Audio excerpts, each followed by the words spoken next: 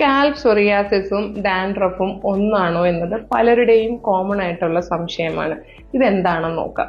Scalp psoriasis എന്നത് നമ്മുടെ immune system നമ്മുടെ സ്കാൽപ്പിലെ സ്കിന്നിനെ അറ്റാക്ക് ചെയ്തുകൊണ്ട് വരുന്ന ഒരു ബുദ്ധിമുട്ടാണ്.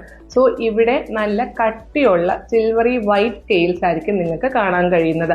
അതും സ്കാൽപ്പിൽ പാച്ച് ആയിട്ടേ കാണത്തുള്ളൂ. ഫുൾ സ്കാൽപ്പ് ഇൻവോൾവ് ആവില്ല. ഈ കട്ടിയുള്ള സ്കെയിൽസ് നമ്മൾ മാനുവലി റിമൂവ് ചെയ്യാൻ നോക്കുമ്പോൾ ഉള്ളിൽ ബ്ലീഡിംഗ് പോയിന്റ്സ് ഉണ്ടാവും. പിന്നെ ഇവിടെ ചൊറിച്ചിൽ വളരെ മിനിമൽ ആയിരിക്കും. ഇങ്ങനെയാണ് സ്കാൽപ് സൊറിയാസിസ് പ്രസന്റ് ചെയ്യുന്നത്. ഇനി ഡാൻഡ്രഫ് ആണെങ്കിലോ ഫുൾ സ്കാൽപ്പ് ഇൻവോൾവ് ആയിരിക്കും. ഫൈൻ ആയിട്ടുള്ള പൗഡറി സ്കെയിൽസ് ആയിരിക്കും കാണുന്നത്. സ്കാൽപ് സൊറിയാസിസിന്റെ ട്രിഗറിംഗ് ഫാക്ടേഴ്സ് എന്താണെന്ന് നോക്കാം. Stress, alcohol consumption, smoking, cold weather, dehydration, junk food, lack of exercises ഇതൊക്കെയാണ് സ്കാൽപ് സൊറിയാസിസ് കൂട്ടാനുള്ള കാരണം. സ്കാൽപ് സൊറിയാസിസ് ഒരു ഓട്ടോ ഇമ്മ്യൂൺ കണ്ടീഷൻ ആയതുകൊണ്ട് തന്നെ ചിലരിൽ സ്കിന്നിലും സൊറിയാറ്റിക് ലീഷൻസ് കാണാനുള്ള ചാൻസസ് ഉണ്ട്. അതുപോലെ തന്നെ ശ്രദ്ധിക്കേണ്ട ഒരു അവയവമാണ് നഖം.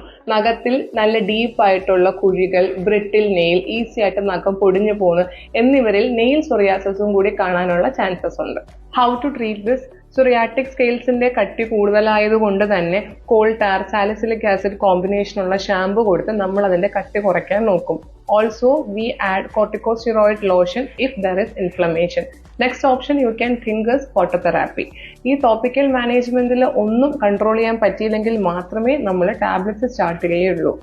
Always remember, psoriasis is an autoimmune condition. So, lifestyle modification is equally important.